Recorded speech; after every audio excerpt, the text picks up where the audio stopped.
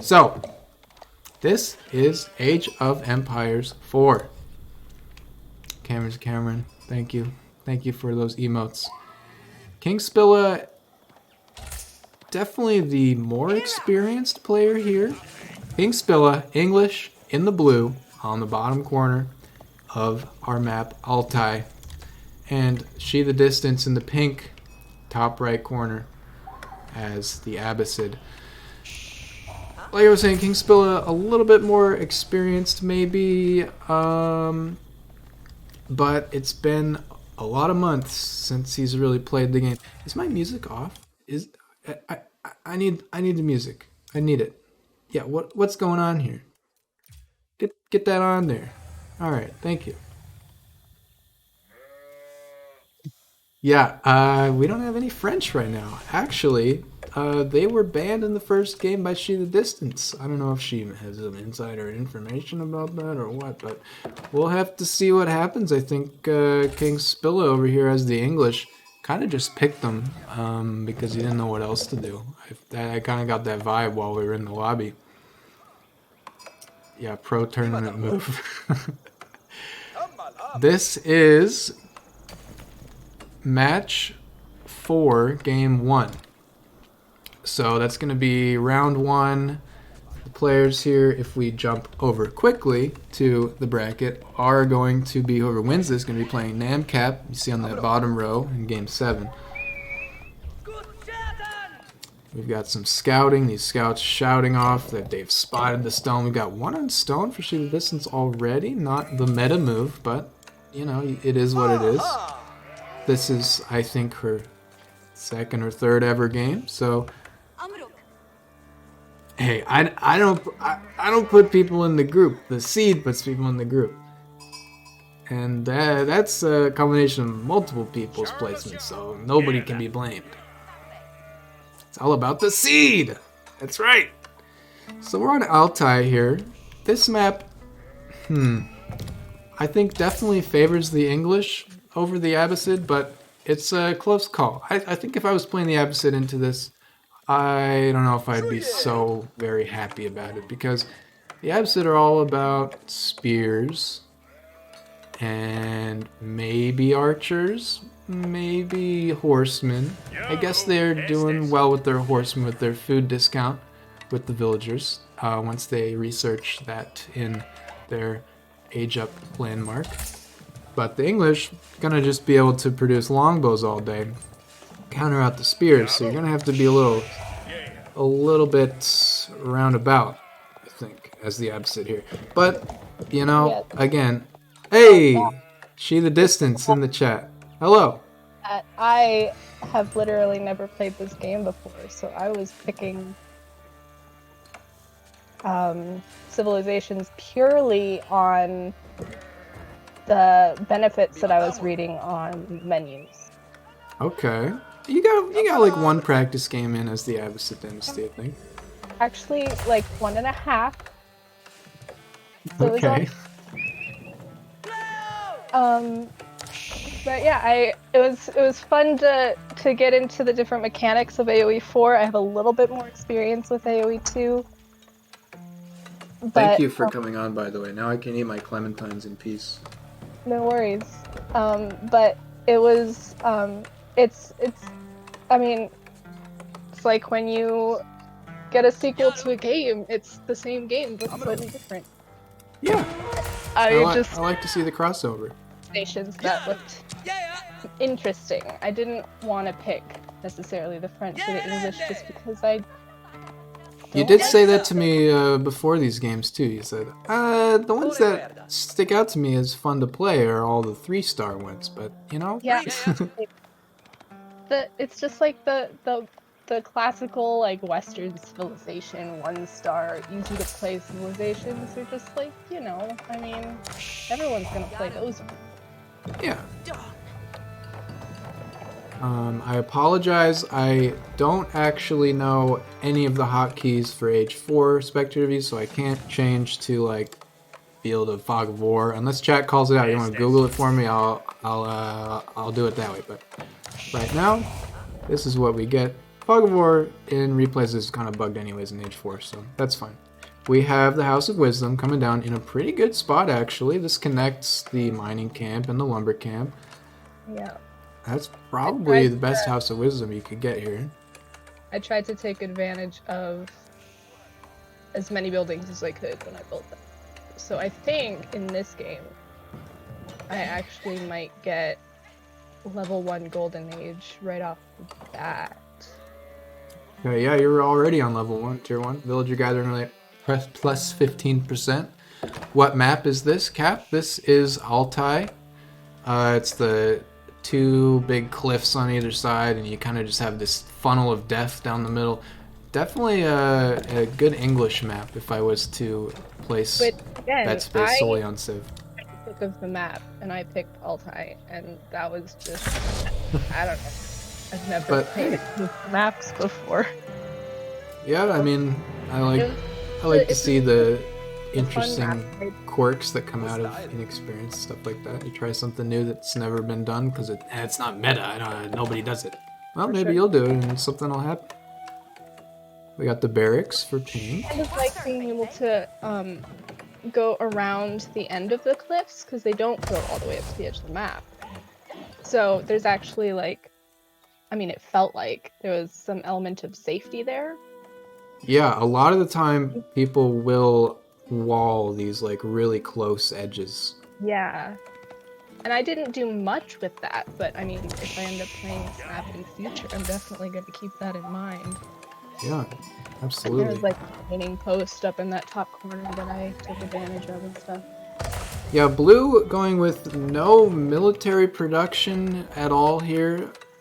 Neither player. It looks like he's just going for the 2 TC on the deer only. I guess having no pressure just means that you're just gonna boom as the English here.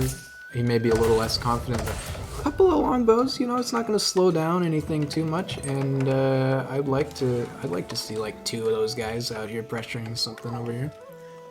Yeah, and I don't mean to give away my weaknesses, but one of my biggest issues is early game economy. I have never played anyone who I have like pretty much all of the human players that I've played get their economy going faster than I do, which I like building up my economy and then having like huge masses of military. Yeah. To just like mob. You like the late game just spam. I like the late game stuff, which is fine when you're playing AI. But when you're playing players, especially in these early games, the early game economy is a lot of times the thing that decides it. Yeah. I know this is like your second game as the Abbasid, so I don't expect you to know like the right choices for every opportunity. But the age ups are pretty locked in as having an ideal order, and the first one that you always take, just to know for the future, generally, is the economic wing, because that unlocks an upgrade that will give your villagers like I don't know what it is. It's like a 50% cheaper production cost or something like that. So you normally go eco wing for feudal, culture wing for castle, and then military wing for imperial. Sometimes trade, but you don't generally trade as the Abbasid. This is the interesting perspective of watching someone play who doesn't have a lot of players on here. And like it says on your card, this is the Game Pass Gambit. Yeah. He said, I have this game on Game Pass. Get me in there. I'll play. Yeah. Literally have a question mark as one of the stats. Yeah. Because I've never played this game before yesterday. Yeah. So from the blue player here, I'm gonna do a little bit of I'm gonna zoom in on this, do a little magnifying glass on this. It looks like we have had 5 longbows. Normally, I would love to see just more of a consistent stream of longbows coming out at this point, because you're clearly going for at least a somewhat significant longbow early, like feudal age push. So just like keeping up that pressure a little bit more, be very strong. And also, you know, take the time to pick off this villager, that villager. You did get that one now, so the wall's not going up. Good idea on that wall, by the way, though. Maybe a palisade would have gone up faster for you in the feudal age. And honestly, a steady stream of longbows probably would have been better, but those were almost enough because I had basically no military presence. Yeah, I mean, stuff is When like you enough have for this military, game. You're like panic making military, then it's getting and Yeah. you can't wait with the power. So see, there you go, my spearman. Absolutely. Yeah, into longbows like this, you probably, yes, this is it. You want to build horsemen. Now this guy will at least get up there and start hitting them. It's not enough, 5v1, but the spears are just going to get wrecked because they're slow and they have 0 pierce armor. And honestly, at this point, I think I was panic producing units, so I was just going into my stables. I think I might have had an archery range. I do have an archery range in my barracks. And just Yeah. Fast, which is not great strategy, but you know. So that said, KingSpillah is going for a 5 archer fast castle at 11 minutes. That's pretty fast, but it's the white tower, which I think I would have definitely picked the other one here. The white tower is a defensive situational landmark versus what you get otherwise, which I think is the siege. Correct me if I'm wrong, people who know more than I do. I don't actually know more than you do, but someone in the chat might. But yeah, exactly. But yeah, if he knew more about me as a player, he'd probably know to go. Oh, it's the King's Palace. Sorry, yeah. Offensive option early on because I'm going to be pretty easy to knock out before I get my military really high. Yeah, I mean, as you can see, this like couple horsemen here really was very effective at taking care of those archers. So good hold there. I think the spears definitely could do with not being built. And this guy is just out here just mining stone. You care to elaborate on that? There was a stone mine there. Okay, fair enough. Yep, that was my reasoning. And then I mean, he's fine. This thing, he's gonna die not too far from now, but yeah. Well, I mean, with this wall, effectively, if you wall this, you could definitely survive for a good amount of time longer here. Yeah, maybe, David, I see the thing with the TCs. I guess if I was to, I don't know, dictate this build order in a different way, I would say what most English players do is the 1 TC into King's Palace and just skip the second TC entirely, and just produce more military units in the meantime. But I think 3 TCs at this point would be fine too. I mean, this castle is, I guess, producing horsemen, but I think it's pretty useless right now. You know, you're building a landmark, you think, what do I get out of this, right? yeah. We got camel archers here. This front wall is finished, but the hole over here is in... Oh my gosh, I'm jumping all over the place, sorry. I did manage to delay him a bit there with that wall. He does, spoilers, he does bring up some Okay, we got... now, but I don't have enough forces to, deal with the weapons that are trying to knock my wall down. Yeah, definitely the more TCs you add, the later your pressure is going to be, because you have to gather the resources for those town centers instead of producing units.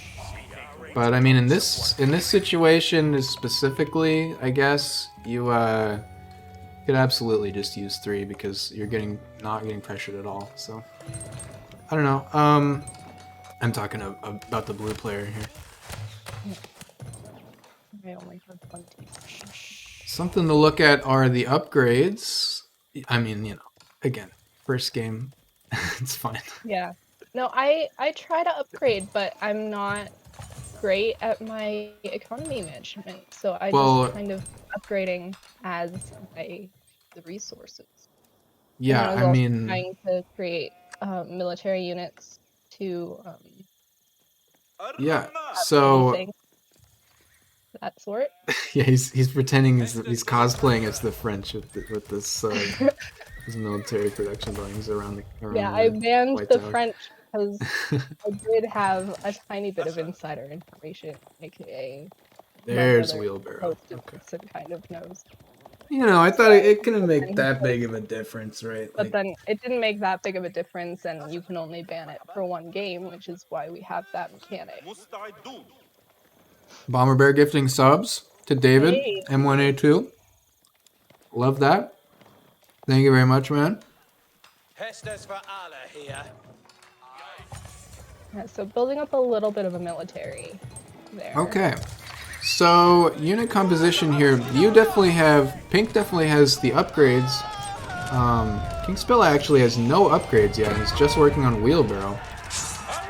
But the composition here, unless it's well microed, and the numbers actually, and the age, definitely favors blue. And he's pulling out the longbows, the short bows from the workers. Incredible. This guy really knows the Civ. The wall there was let's see if I can take out his gathering army that I can see right at the edge of my vision before it gets big. Yeah, some huge short bow plays. My rock miner there. Now we only have more crossbows, more longbows. Okay, this is definitely the right units to build here, I think. Up against seeing spears and archers from the enemy. Yeah, you can actually in Age 4, they try to make walls feel a little bit more like meaningful, so you can put units on top of them like archers, and it gives them bonus damage and range.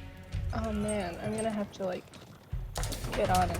It very rarely actually gets used. You hate to say it, but. And we have a mangonel from blue. Interesting. I think he just saw an option in the White Tower and was like, I'm gonna build a mangonel. Why not? Maybe I was wrong. Maybe that was the right landmark to go for. Yes, Bomber Bear is on the money. Build more walls. Yeah. This is a good start. I don't think I had the resources. You saw that rock miner. I mean... We're at 17 minutes. Switch over to resource per minute. I mean, you're on 800 stone, so I think you could afford to wall in the rest of your base. Which would force him to either slowly attack with the mangonels, because in Age 4 also, you may not know this, you can't attack stone walls with units. Other than siege. See, he has brought out the mangonels now, and what's interesting, decision on his part, I know he probably could have gone around my wall. Yeah, he definitely could have skirted around the top here. But he doesn't, he just goes straight through. Interesting. I guess we'll have to watch and wait and see when that happens. David also noting, thank you for being my eyes there. 78 vills to 37 right now. The 2 town center difference and probably just a bit more consistent production. I don't know if you remember how good that's been for you this game. But definitely making a big difference, and without even a major fight, it's looking a little bit rough for Pink to come back from this game.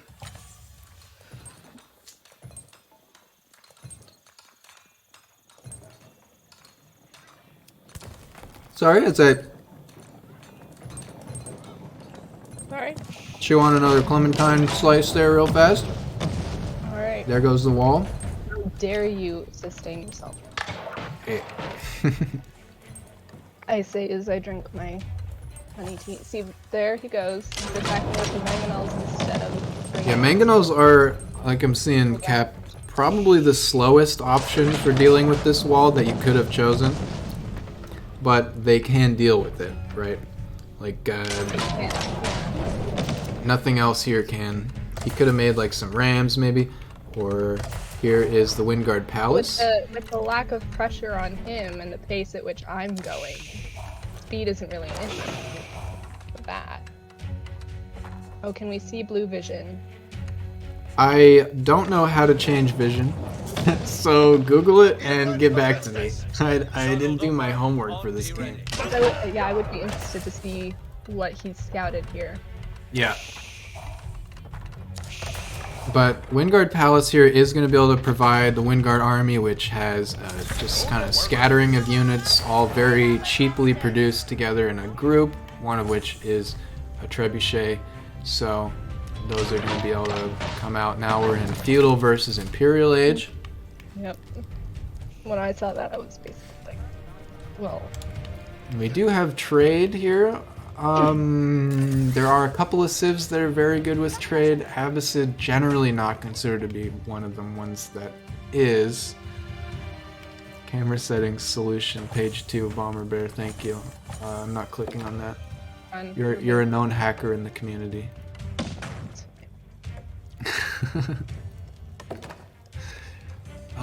But yeah, the optimized trade, if you were to commit to it, would be top corner to bottom corner. You just wall this off, call it good. Just subscribed. We got Klopp 1,324 just subscribing. Thank you, man. Love to see it. And now we're going around the corner with the horseman. Yeah. I think he sees it now.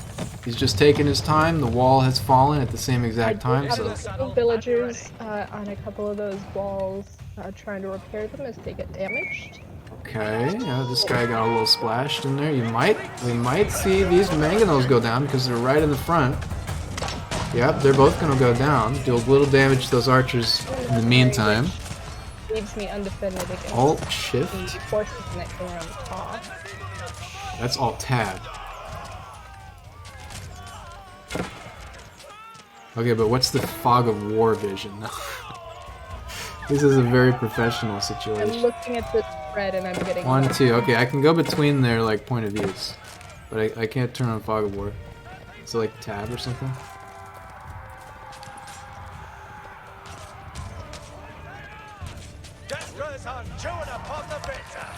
And now he's killing villagers, destroying my race. Yeah, so you can.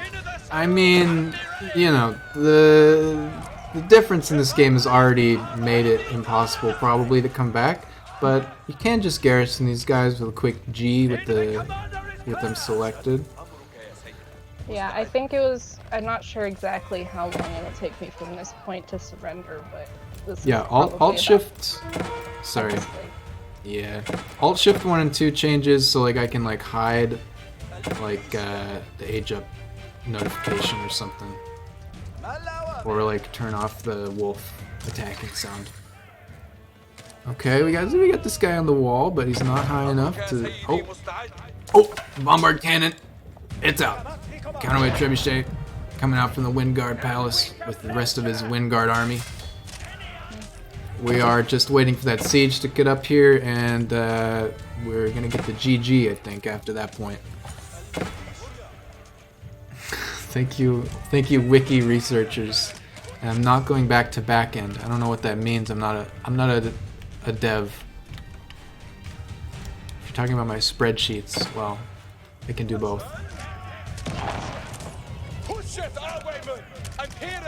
The longbows were still in. Let me just deploy a server on these noobs. There it is. There it is. We get the treb and the cannon out here, and that's enough to call it a game. And there it is.